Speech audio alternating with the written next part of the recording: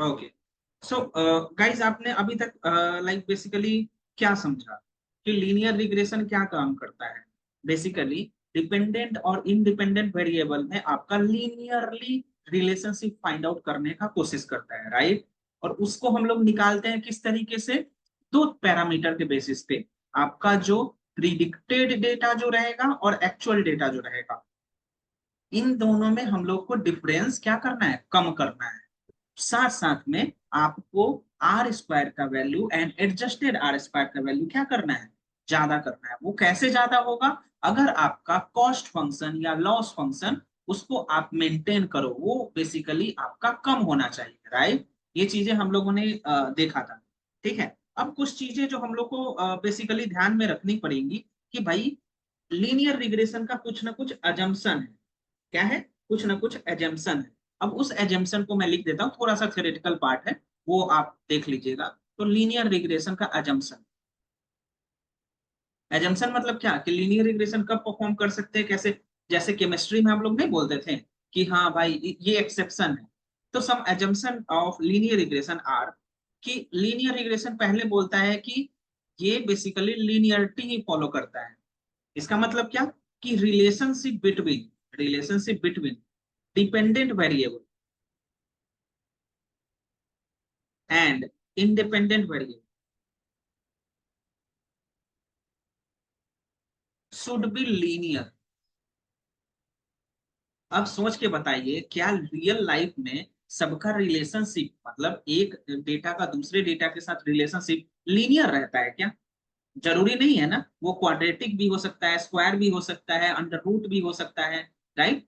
तो कभी कभी हम लोग नहीं बोलते हैं A is directly proportional to B, तो ये एक लीनियर रिग्रेशन हो गया। लेकिन मैं ऐसे बोलूंगा A is directly proportional to square of B, A is directly proportional to under root of B, तो क्या ये लीनियर रिलेशनशिप है? नहीं ना, ये वाला है लीनियर रिलेशनशिप, राइट? तो पहला प्रॉपर्टी जो लीनियर रिग्रेशन बोलता है कि एज्यूम करो कि जो आपका डिपेंडेंट वेरिएबल है एंड इंडिपेंडेंट वेरिएबल है, उन दोनों में लीनियर रिलेशनशिप फॉलो अप होता है। ठीक है। अब देखिए दूसरा है इंडिपेंडेंस। इंडिपेंडेंस का मतलब क्या? कि एक वेरिएबल, लाइक जो भी ऑब्जर्वेशन है, जो भी आपका वेरिएबल है, यहाँ पे वेरिएबल मतलब क्या मैं बोल रहा हूँ? कॉलम। ठीक है। ऑब्जर्वेशन, जो भी आप ऑब्जर्व कर रहे हो, जो भी आपके पास कॉलम है, column one, column to, column three, column four, ये सारे इंडिपेंडेंट है।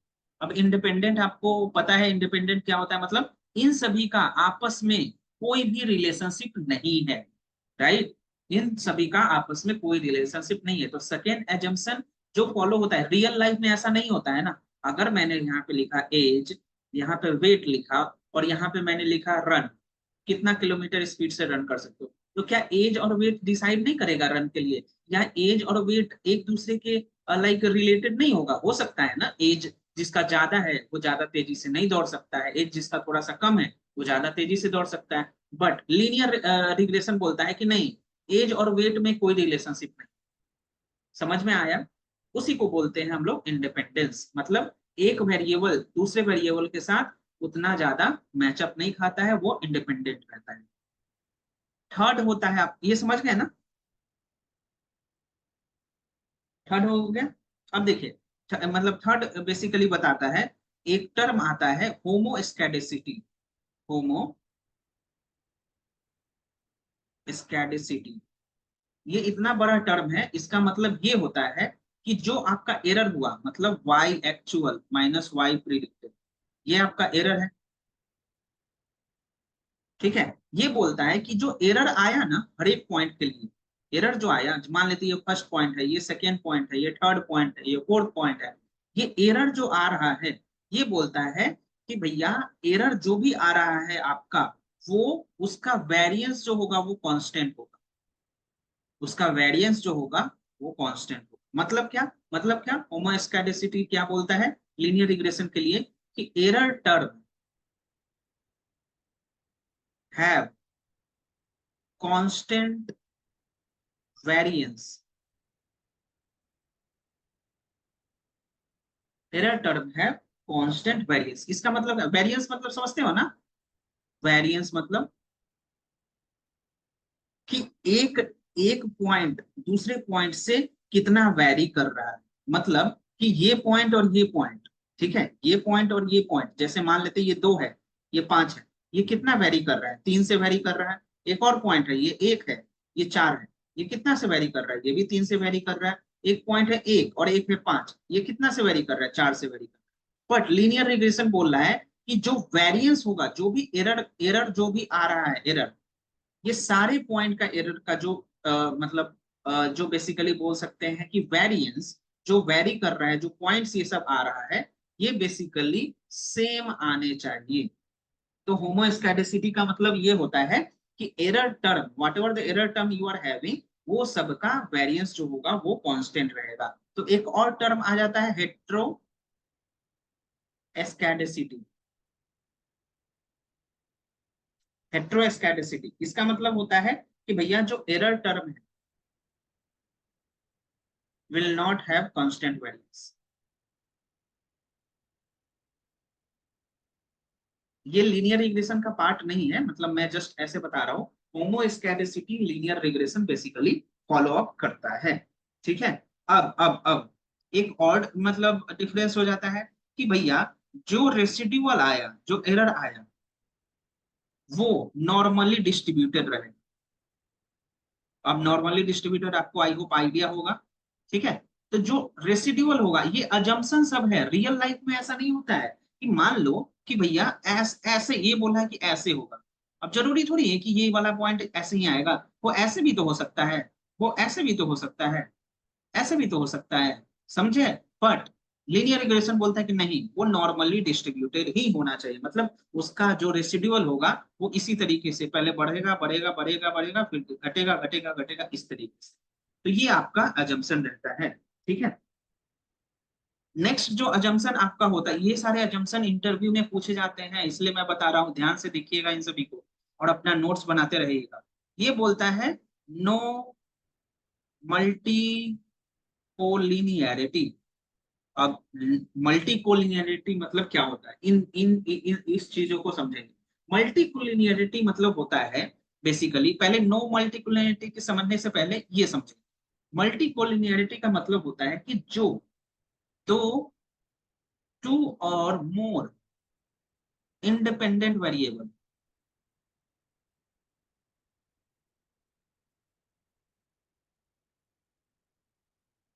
टू और more independent variable are highly correlated to each other, उसको बोलते हैं हम लोग मल्टी कोलिनियरिटी। मतलब क्या कि जो आपका इंडिपेंडेंट वेरिएबल, मतलब column 1 and column 2 and column 3, ये हो सकता है आपके डेटा में कि कॉलम 1 एंड कॉलम 2 में भी similar as compare to column 3। मतलब क्या, जैसे बेसिकली हम लोग कोई भी एग्जांपल ले सकते हैं। जैसे मैं अगर आपको बोलूं कि आपका रिश्ता आपके भाई बहनों से और आपका रिश्ता मेरे से, तो आपका रिश्ता आपके भाई बहनों से होगा, तो वो बेसिकली कैसे होगा, वो होगा मल्टी कोलिनियरिटी। लेकिन आपका रिश्ता अगर मेरे से होगा, मतलब नॉर्मल नॉर्मल ऐसे मैं बता रहा हूं, तो वो क्या होगा, नो मल्टी कोलिनियरिटी। तो बोलता है लीनियर रिग्रेशन कि एक एक वेरिएबल जो है वो दूसरे वेरिएबल से एकदम अलग है। ये एजम्पशन हम लोगों ने अभी देखा है ना। लेकिन रियल लाइफ में ऐसा नहीं होता है। पॉसिबिलिटी हो सकता है कि कॉलम 1 एंड कॉलम 2 ये दोनों सिमिलर टाइप के हो। ये क्या हो, सिमिलर टाइप के हो। अगर ये सिमिलर टाइप के है तो इसमें हो जाता है मल्टी कोलिनियरिटी। तो हम लोग को क्या करना रहता है, इस मल्टी कोलिनियरिटी को हटाना रहता है, हम लोग को इसको हटाना रहता है। समझ में आया। तो हम लोग को क्या करना रहेगा, we need to remove this multi collinearity. Why? Because इसके वजह से आपका एक्यूरेसी में थोड़ा सा ना थोड़ा डिक्लाइन। ठीक है, समझ में आया। तो इस तरीके से हम लोग बेसिकली इस चीजों को करते हैं। समझ में आ गया, आई होप सो। ठीक है। अब ये सारे अजम्पशन है आपके, इन सभी को ध्यान में रखिएगा। अब जो मल्टी कोलिनियरिटी होता है, मतलब वो बोल रहा है कि लीनियर रिग्रेशन में नहीं होता है। अब मैं आपको बता देता हूँ कि मल्टी कोलिनियरिटी अगर आपको निकालना है, चेक करना है, तो एक टर्म होता है VIF। इसको बोलते हैं वेरिएंस इन्फ्लुएंस फैक्टर, ये होता है वेरिएंस इन्फ्लुएंस फैक्टर। ये क्या मेजर करता है? ये it is basically representation of one, उस वेरिएबल का नाम मान लेते x, one variable against another variable. ठीक है, ये रिप्रेजेंटेशन है एक वेरिएबल का दूसरे वेरिएबल के साथ। तो इसका फॉर्मूला आपका होता है वेरिएंस इन्फ्लुएंस फैक्टर का, V I F equal to 1/1 minus R square. अब आर स्क्वायर आपको पता है ना, आर स्क्वायर का फॉर्मूला क्या होता है, कल मैंने आपको बताया था। तो ये आपका होता है वेरिएंस इन्फ्लुएंस फैक्टर। तो अगर अगर वी आई एफ का वैल्यू अगर मोर देन 10 हो, तो इसका मतलब है आपका डेटा जो होगा वो हाईली कोरिलेटेड होगा, हाईली कोरिलेटेड। और इसका मतलब क्या होगा, मल्टी कोलिनियरिटी बहुत ज्यादा होगा। और अगर अगर आपका variance influence factor less than 10 होगा, तो आपका डेटा मल्टी कोलिनियरिटी नहीं। समझ में आया? तो ये दो टर्म आपको ध्यान से रखने होंगे। ठीक है, तो जो अजम्पशन मैंने बोला उसको आप क्या मान लोगे, वो है आपका डिसएडवांटेज ऑफ लीनियर रिग्रेशन। जो आपका एजम्पशन है वो है आपका डिसएडवांटेज। अब मैं इसको एडवांटेज में बता देता हूँ। एडवांटेज क्या हो सकता है? एडवांटेज ये है कि ये सिंपल है, सिंप्लिसिटी, इजी टू अंडरस्टैंड है, easy to understand and implement. ठीक है, सेकेंड आपका होता है इसका लाइक स्मॉलर डेटा सेट पे अच्छा काम कर लेता है with higher accuracy.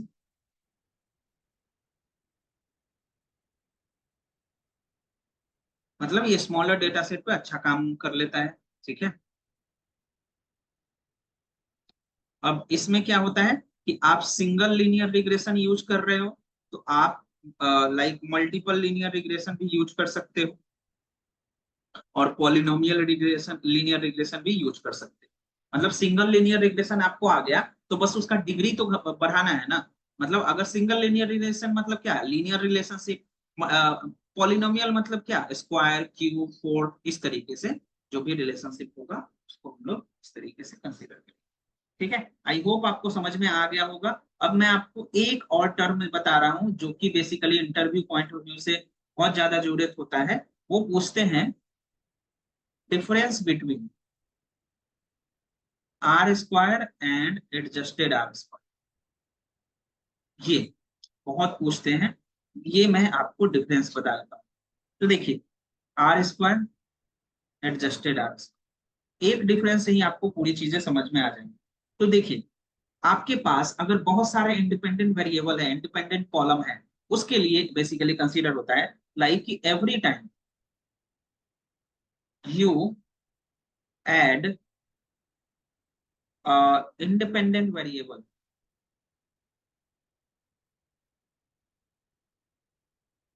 To model, then अब वो इंडिपेंडेंट वेरिएबल रिलेटेड है या नहीं है, तब भी क्या होगा, then are square increases.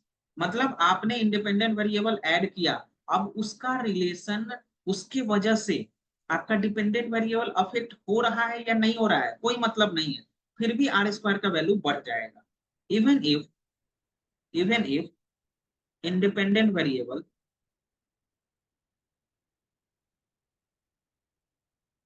Is insignificant, is insignificant. इसका मतलब क्या हुआ कि भाई, मतलब आपका प्रॉपर्टी है, ठीक है, इसका मतलब ये हुआ कि आपका प्रॉपर्टी है, कोई और भी आ गया उसमें बात करने तो उसको भी मिल गया कुछ। समझ में आया? तो इस तरीके से बेसिकली कंसीडर कर रहे हैं कि भैया आर स्क्वायर का वैल्यू जो जरूरत है उसकी वजह से अगर हो रहा है तब तो सही है, लेकिन जिसको जरूरत भी नहीं है उसकी वजह से भी आर स्क्वायर बढ़ रहा है, तो ये तो गड़बड़ है ना। यही चीजें आपका एडजस्टेड आर स्क्वायर जो होता है वो ठीक करता है। एडजस्टेड आर स्क्वायर बेसिकली वो क्या करता है, adjusted R square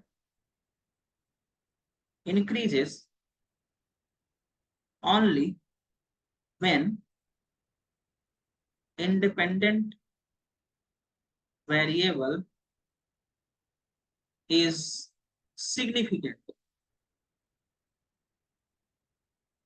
and affect dependent variable। मतलब क्या कि एडजस्टेड आर स्क्वायर उसी को कंसीडर करता है जो सिग्निफिकेंट हो और जिसकी वजह से डिपेंडेंट वेरिएबल पे अफेक्ट पड़ रहा है। तो मैंने आपको कल बताया था ना, वो हाउस खरीदने जाते हैं, तो हाउस खरीदने जाते हैं तो जेंडर की वजह से कुछ फर्क पड़ेगा क्या? मैंने लिखा यहाँ पे कितने फ्लोर हैं, बिल्डिंग कैसा है, कौन सा लोकेशन है, और मैंने यहाँ पे जेंडर लिख दिया और यहाँ पे मैंने डिपेंडेंट वेरिएबल प्राइस लिख दिया। तो ये सारे फैक्टर जरूरी हैं। क्या जेंडर जरूरी है? नहीं है, बट आर स्क्वायर अगर आप कंसीडर करो तो जेंडर को भी कंसीडर कर लेगा। लेकिन एडजस्टेड आर स्क्वायर अगर आप डील करोगे तो वो ये जेंडर को कंसीडर नहीं करेगा, सिर्फ इसी को कंसीडर करेगा, जो पी का वैल्यू मैंने बताया था, एन माइनस पी माइनस। समझ में आया? तो ये चीजें आपको ध्यान में रखनी है। तो लीनियर रिग्रेशन यहाँ पे आपका ओवर होता है थ्योरेटिकल पोर्शन। अब हम लोग प्रैक्टिकली देखने जा रहे हैं। तो जो आपका जो भी मशीन लर्निंग मॉडल है, जो भी मशीन लर्निंग मॉडल है आपका, वो एक लाइब्रेरी पे काम करता है जिसको हम लोग बोलते हैं साइकिट लर्न।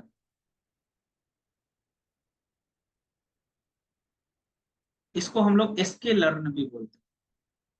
ठीक है? जितने भी मशीन लर्निंग मॉडल है आपके, वो बेसिकली इसी पे काम करते हैं। तो मैं इसका थोड़ा सा डॉक्यूमेंटेशन आपको दिखा देता हूँ कि ये साइकिट लर्न होता क्या है, एंड देन हम लोग इसके फर्दर स्टडी करेंगे। बताइए, थियोरेटिकल पोर्शन समझ में आया? इतने सारे क्लासेस में मैंने आपको बताया। ठीक है, आई होप आपको समझ में आ गया होगा।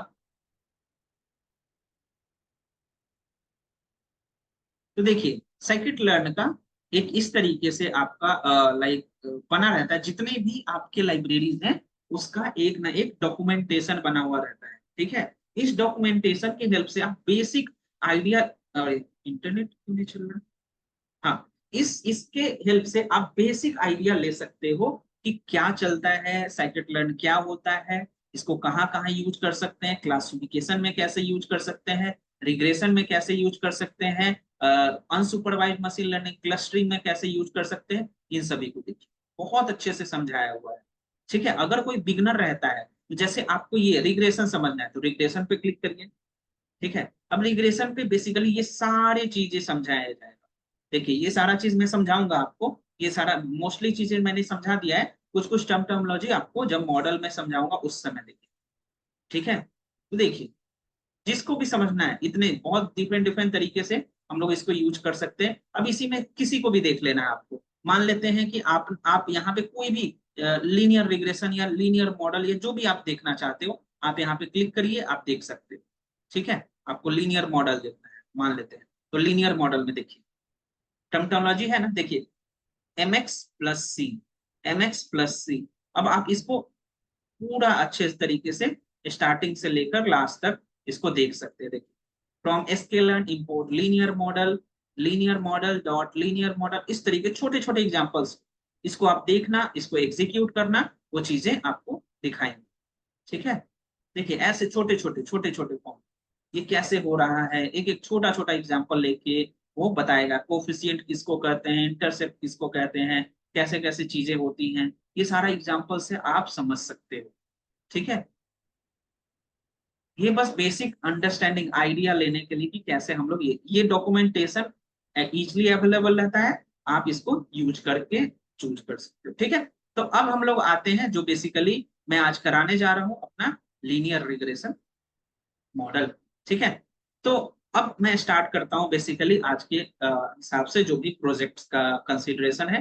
तो अभी तक आपने हर एक मतलब हर एक कोर्स में एक एक प्रोजेक्ट पढ़ा था, राइट? बट आपका जो आपका जो बेसिकली जितने भी मशीन लर्निंग मॉडल रहेंगे, सब में आपके प्रोजेक्ट बनेंगे। लीनियर रिग्रेशन में एक प्रोजेक्ट, लॉजिस्टिक में एक प्रोजेक्ट, डिसीजन ट्री में एक प्रोजेक्ट, जितने भी मॉडल है सब में एक एक प्रोजेक्ट रहेंगे।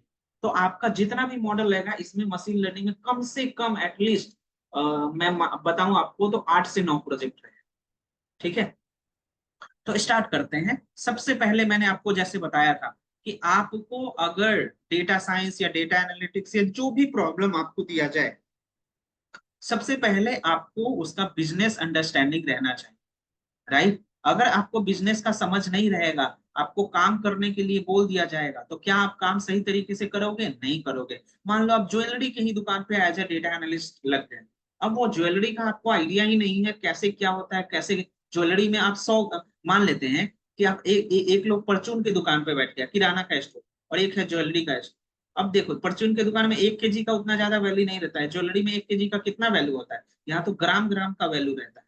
तो आपको माइन्यूटली इसमें डील करना पड़ेगा, इसके बिजनेस को समझना पड़ेगा, और इसके लिए आपको इसके बिजनेस को समझना पड़ेगा। इसमें है 1000 KG, 10,000 KG, 500 KG, something like that. तो हर एक बिजनेस का अलग अलग प्रॉब्लम स्टेटमेंट होता है, हर एक बिजनेस का अलग अलग बिजनेस प्रॉब्लम होता है।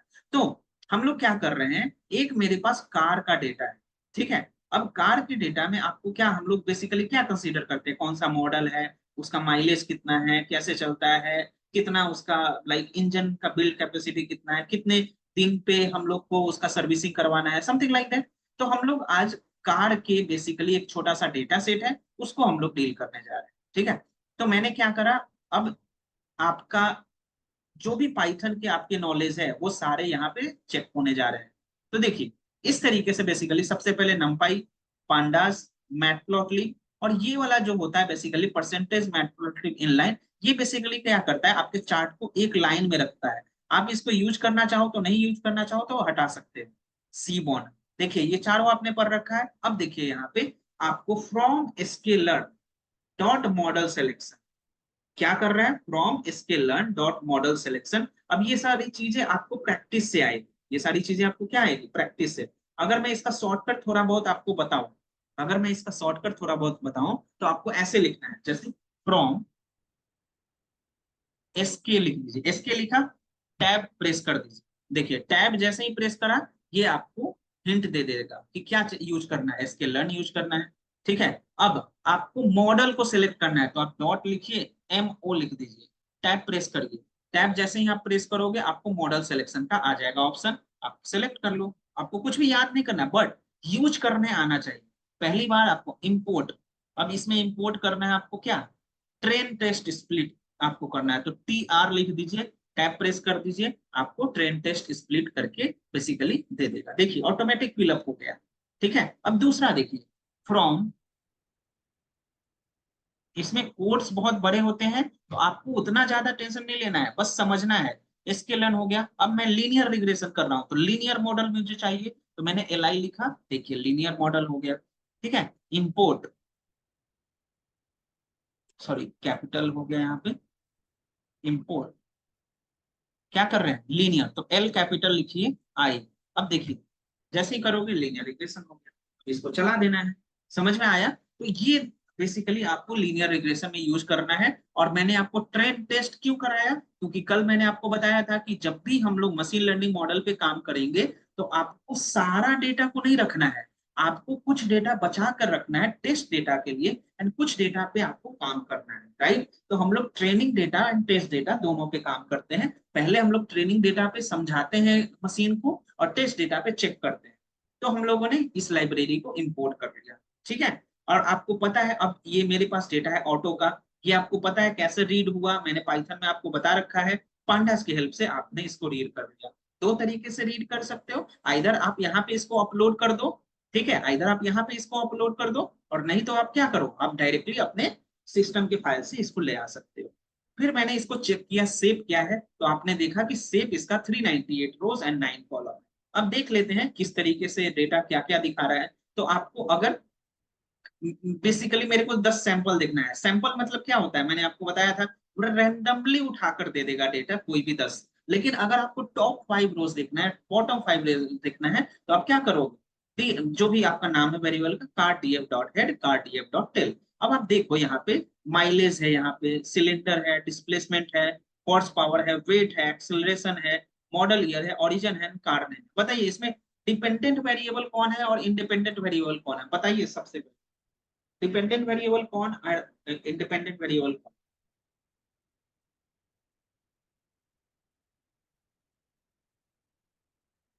बताइए। नितिन आप बताइए।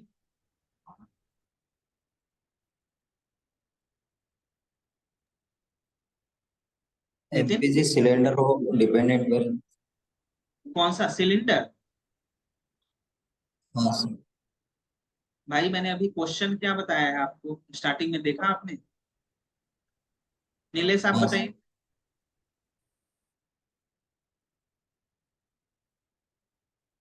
Nilesh, yes sir yes. Dependent variable इसमें कौन है और इंडिपेंडेंट वेरिएबल कौन है? एक बात बताइए, सिंपल लीनियर रिग्रेशन है या मल्टीपल लीनियर रिग्रेशन?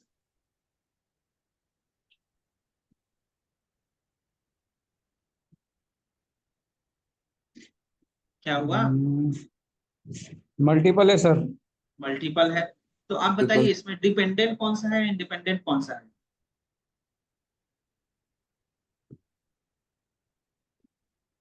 भाई माइलेज, डिपेंडेंट। माइलेज आपका है यस। क्या? डिपेंडेंट। इंडिपेंडेंट। और cylinder, displacement, horse power, weight, acceleration, model year, origin और कार नेम, ये सब क्या है आपके? इंडिपेंडेंट। ठीक है, यस सर। आया एग्जैक्टली। समझ में, माइलेज इस पे डिपेंड है सर, आया। एग्जैक्टली माइलेज किस पे? ये सारी चीजें पे डिपेंड करता है, कौन सा कार है, क्या है, नहीं है, ये सारी चीजें। राइट। ठीक है। हाँ, अब मैंने क्या करा, अब देखिए यहाँ पे बेसिकली ये सारा चीज पे डिपेंड कर रहा है, क्या कार के नेम से कुछ अफेक्ट पड़ रहा है क्या? आप सोच के देखो, कार का नाम अगर नहीं भी रहेगा तब भी तो काम चलेगा ना। आपके पास ये वाला डेटा है, कार का नाम नहीं भी रहेगा तब भी हम लोग पता कर लेंगे ना कि अगर कार का प्रॉपर्टी ऐसा ऐसा है तो माइलेज इतना है, राइट? तो मुझे मशीन लर्निंग मॉडल में क्या होता है, बेसिकली टेक्स्ट डेटा को ज्यादा नहीं रखा जाता है, आपको उसको न्यूमेरिकल डेटा में कन्वर्ट करना पड़ता है। तो आपने क्या करा, कार नेम को हटा दिया। जैसे मैंने नहीं बोला था जेंडर को रखने से कोई मतलब है क्या, नहीं है, तो उसी तरीके से आपने इसको चेक करा, जैसे ही करा यहाँ पे देखिए इस तरीके से डेटा दिख रहा है, राइट? अब देखिए यहाँ पे ओरिजिन आपको दिख रहा है, ओरिजिन, ओरिजिन आपको दिख रहा है 1 2 3 इस तरीके से। मैंने क्या करा, ओरिजिन का नाम चेंज कर दिया, 1 को अमेरिका लिख दिया, 2 को यूरोप लिख दिया, 3 को एशिया लिख दिया, इस तरीके से लिख दिया। अब जैसे ही मैंने इसको लिख दिया, इसके अकॉर्डिंगली आपको सारी चीजें समझ में आ गई। अब यहाँ पे देखिए मैं क्या कर रहा हूँ, ओरिजिन को मैंने यहाँ पे ले लिया। अब मैं ओरिजिन को ये 0 1 2 इसके अकॉर्डिंगली चीजें आ गई। अब मैं क्या कर रहा हूँ कि ये तो एक कॉलम में बन के आ गया, ये तो एक कॉलम में बन के आ गया। अब आपको क्या करना है, अमेरिका के लिए अलग से कॉलम बना दूं, एशिया के लिए अलग से कॉलम बना दूं, और आप यूरोप के लिए अलग से कॉलम बना दूं। तो एक एक आपके पास एक स्ट्रक्चर होता है जो कि आपके टेक्स्ट डेटा को, आपके टेक्स्ट डेटा को कैटेगोरिकल डेटा में चेंज कर देता है। एंड कैटेगोरिकल डेटा भी कैसा, न्यूमेरिकल वाला, लाइक 1 0 1 2 3 इस तरीके से अकॉर्डिंगली। तो मैं क्या चाहता हूं कि जो अमेरिका है, जो अमेरिका है उस पे क्या हो जाए, 1 हो जाए, तो बाकी सारा 0 हो जाए। तो ये मैं पता लगा लूंगा कि ये वाला किसका है, अमेरिका का है। अभी तो आपको क्या कर रहा है, अलग अलग दिख रहा है ना इसके अकॉर्डिंगली। अब देखिए मैं चाह रहा हूं कि मान लेते हैं कि ये वाला जो पार्ट है ये यूरोप का है, तो जब ये 1 है तो बाकी सारे 0 दिखने चाहिए। इसके लिए आपको वन हॉट इनकोडिंग करना पड़ता है। ये मैं आपको कल बताऊंगा कि वन हॉट इनकोडिंग क्या होता है। बस आप ये समझ लो कि आपके पास अगर कोई कैटेगोरिकल डेटा है, आप उसको अलग अलग करना चाहते हो, वो भी आप क्या करना चाहते हो, उसको वन मतलब बेसिकली न्यूमेरिकल डिजिट में कन्वर्ट करना चाहते हो, और वो न्यूमेरिकल डिजिट कंटिन्यूअस नहीं होना चाहिए। तो आप क्या करोगे, वन हॉट इनकोडिंग करोगे। इसको मैं स्ट्रक्चर करके आपको बताऊंगा। तो बेसिकली मैंने इस तरीके से चीजें कर दी, तो आपको ऐसा दिख रहा होगा। ठीक है, अब मैंने इसको डिस्क्राइब करा। देखते हैं कि डिस्क्राइब करने के बाद स्टैटिस्टिकल वैल्यू आता है, ये चीज आपको पता है। इंक्लूड ऑल कर लेते हैं तो सारे कॉलम के लिए आ जाता है। इनको करते हैं तो हमें क्या मिलता है इसमें, कि कौन सा, इसमें कितने रोज है, उसका डेटा टाइप क्या है, ये सारी चीजें आपको मिलती है यहाँ पे। ठीक है, अब आप देख लीजिए डेटा टाइप्स के बेसिस पे। अब मैंने यहाँ पे क्या करा, मैं देख रहा हूँ बेसिकली कि आपका जो जो भी डेटा बना हुआ है, ठीक है, आपका जो डेटा बना हुआ है बेसिकली हॉर्स पावर और ये सारी चीजें बना हुआ है। मैंने इसको क्या करा बेसिकली, कि हॉर्स पावर जिसका भी फॉल्स है, जिसका भी हॉर्स पावर फॉल्स है, मतलब क्या, कि हॉर्स पावर का डेटा आप अगर आप देख पा रहे होगे तो हॉर्स पावर के डेटा में आपको कुछ भी नहीं मिल रहा है, राइट? हॉर्स पावर के डेटा में आपको कुछ मिल रहा है क्या? नहीं मिल रहा है। अगर आप ऊपर चेक करोगे हॉर्स पावर के डेटा, हॉर्स पावर ये ऑब्जेक्ट है, क्या हॉर्स पावर टेक्स्ट डेटा हो सकता है क्या? हॉर्स पावर टेक्स्ट डेटा हो सकता है क्या? नहीं हो सकता है ना। हॉर्स पावर तो नहीं सर न्यूमेरिकल डेटा, नहीं। न्यूमेरिकल डेटा होता है। तो मुझे क्या करना है, न्यूमेरिकल डेटा को टेक्स्ट डेटा में कन्वर्ट करना है। इसके लिए आपको ये सिंटेक्स यूज करना होता है, स्ट्रिंग डॉट इज डिजिट। इसको क्या करता है, स्ट्रिंग जो होता है उसको टेक्स्ट में कन्वर्ट कर देता है। अब जहां जहां हॉर्स पावर फॉल्स है उसको उसको दिखा दो। तो हॉर्स पावर देखिए यहाँ पे क्वेश्चन मार्क आ गया, पहले तो वहां पे नंबर दिख रहे थे बट अभी क्वेश्चन मार्क आ गया, क्यों? क्योंकि आपने इसको न्यूमेरिकल डेटा में कन्वर्ट करने की कोशिश की। अब मैं क्या कर रहा हूं यहाँ पे बेसिकली, ये सब क्या है आपका कैलकुलेशन है, क्लीनिंग है, डेटा क्लीनिंग। अब मैंने क्या करा, जहां जहां क्वेश्चन मार्क है वहां पे NaN से रिप्लेस कर, तो देखिए NaN से रिप्लेस कर दिया। अब NaN को हम क्या कर सकते हैं, इसको हम बेसिकली, आपको याद है ना, याद है मैंने जब मीन मीडियन मोड पढ़ाया था, तो अगर अगर न्यूमेरिकल डेटा है तो आप मीन से इसको रिप्लेस करोगे, और अगर अगर आपके पास कैटेगोरिकल डेटा है तो आप इसको किससे रिप्लेस करोगे, मीडियन से करोगे। याद है मीन मीडियन मोड मैंने जब स्टैटिस्टिक्स में पढ़ाया था, जब भी मिसिंग वैल्यू से हम लोग डील करते हैं तो हम लोग क्या करते हैं बेसिकली, कि अगर आपके पास आउटलायर है तो आप क्या करोगे, उसको मीडियन से हटाओगे, ठीक है। और अगर आपके पास जो भी एरर है, जो भी एरर है, ठीक है, एरर इन द सेंस कि अगर कुछ मिसिंग वैल्यू है तो आप उसको किससे हटाओगे, मीन और मीडियन से हटाओ। मीन अगर न्यूमेरिकल है और कैटेगोरिकल है तो मीडियन से। तो जैसे ही मैंने आपको कार्ड डीएफ डॉट मीडियन किया, अब देखिए यहाँ पे बेसिकली आप चेक कर पाओगे कि देखिए यहाँ पे जो हॉर्स पावर है वो आपका न्यूमेरिकल वैल्यू दे दिया, हॉर्स पावर क्या दे दिया, न्यूमेरिकल वैल्यू दे दिया यहाँ, देख पा रहे हो यहाँ पे। तो इस तरीके से आपका न्यूमेरिकल वैल्यू मिल गया। अब मुझे क्या करना है बेसिकली, वो जो आपका बना हुआ है, वो जो आपको बना हुआ है उसको मैंने क्या कर दिया, फिल Na को मीडियन से फिल कर दिया। देखिए x डॉट मीडियन, जैसे ही मैंने, और ये लैम्डा का प्रॉपर्टी आपको पता है, लैम्डा क्या करता है आपका, जैसे ही आपने इसको अप्लाई करा, देखिए आपने इसको बेसिकली जो भी आपका न्यूमेरिकल डिजिट आया, अब आपको पता है हॉर्स पावर पॉइंट में भी हो सकता है, तो मैंने इसका फ्लोट में चेंज कर दिया। ये कोड आपको याद नहीं करने, ये कोड आपको समझना है कि कैसे क्या हो रहा है चीज, ठीक है। अब जैसे ही मैंने ये किया, देखिए अब हॉर्स पावर का वैल्यू 130 165 ये सारा चीज आपका आ गया, ठीक है। ये चीजें आपको आई होप समझ में आ गई होंगी, इसको थोड़ा सा रिवाइज करिएगा, चीजों को देखिएगा। नेक्स्ट हम लोग कर रहे हैं कुछ कुछ प्लॉटिंग। तो आप चाहते हो एक ग्राफ में एक, मतलब एक सीट में एक ही ग्राफ को रखना, तो आप बार प्लॉट और पाई चार्ट ये सब चूज कर सकते हो। लेकिन आप चाहते हो कि सारे ग्राफ को एक साथ में कंसीडर करना, सारा कॉलम और सारा रोज आपको इस तरीके से आना के लिए, तो इसके लिए आप यूज करो पेयर प्लॉट। उसमें हम लोगों ने कार का डेटा ले लिया और ये डायगोनल काइंड KDE ले लिया, मतलब KDE मतलब स्टैटिस्टिकल टर्म होता है, इस तरीके से आपका रिप्रेजेंट हो रहा है, ठीक है। आप KDE नहीं भी लोगे तब भी चलेगा, ठीक है। अब जैसे ही हम लोगों ने किया, इस तरीके से रिलेशनशिप मुझे फाइंड आउट हो गया। अब देखो यहाँ पे क्या है बेसिकली, अगर आप जूम करोगे तो ये ओरिजिन है यूरोप का और उसका माइलेज के साथ रिलेशनशिप, ये ओरिजिन है एशिया का उसका माइलेज का साथ, ओरिजिन अमेरिका का उसका माइलेज के साथ, इस तरीके से रिलेशनशिप बेसिकली फाइंड आउट किया गया है। उसके बाद हम लोगों ने क्या करा, अब ये सारा चीज क्लीनिंग वगैरह हो गया। अब मुझे क्या करना है, डिपेंडेंट और इंडिपेंडेंट वेरिएबल को अलग अलग करना है। तो मैंने क्या करा, एक्स वाले में सारे इंडिपेंडेंट को रखा, तो मैंने माइलेज को ड्रॉप कर दिया, ठीक है। एक्स इज इक्वल टू 1 मतलब माइलेज प्रॉपरली ड्रॉप हो गया, इसमें सिर्फ इंडिपेंडेंट है माइलेज को छोड़कर। और वाई में मैंने क्या रखा, सिर्फ माइलेज को रखा, ठीक है। अब मैं क्या कर रहा हूँ, इसको स्प्लिट कर रहा हूँ, एक्स वाला ट्रेन, ये ट्रेन टेस्ट स्प्लिट में, क्योंकि ट्रेनिंग अलग करना है, X train X test, Y train Y test, train test split जो ऊपर हम लोगों ने यूज करा है, और इसको 70-30 के रेशियो में रखा। तो टेस्ट साइज हम लोगों ने क्या रखा, 30, ठीक है। रैंडम स्टेट मतलब रैंडमली अरेंज करना। उसके बाद मैंने इसको फिट कर दिया लीनियर रिग्रेशन पे, लीनियर रिग्रेशन मैंने मॉडल ले लिया और फिट कर दिया एक्स ट्रेन और वाई ट्रेन। अब जैसे ही मैं इसको चेक कर रहा हूँ, regression model dot score x train और वाई ट्रेन, तो इस पे कितना आ रहा है 81%, 0.81, ठीक है। लेकिन लेकिन मैं जैसे ही इसको आर स्क्वायर कर रहा हूँ टेस्ट पे, ये ट्रेन पे है ये टेस्ट पे, तो 84% आ गया। तो बताइए समझ में आया आपको किस तरीके से ये बेसिकली, अगर आप ट्रेन डेटा पे कर रहे हो 81% और टेस्ट डेटा पे 84%, मतलब आपका मॉडल अच्छा तरीके से काम कर रहा है, ठीक है। अब आपको ये लीनियर रिग्रेशन के लिए बेसिकली होगा। अगर आपको पॉलिनोमियल रिग्रेशन के लिए आपको देखना है, तो बस आपको क्या करना है, यहाँ पे डिग्री डिग्री इक्वल टू 2 कर देना है या 3 कर देना है, जो भी चीजें। तो देखिए यहाँ पे from scale under pre processing import polynomial feature, और यहाँ पे लीनियर मॉडल के हेल्प से इसको कर देना है। बेसिकली सारी चीजें इसमें यही रहेगी, बस आपको यहाँ पे प्रिडिक्ट करना है। तो देखिए पॉलिनोमियल लिया तो 90% आ गया, और इसका लिया तो 86% आ गया।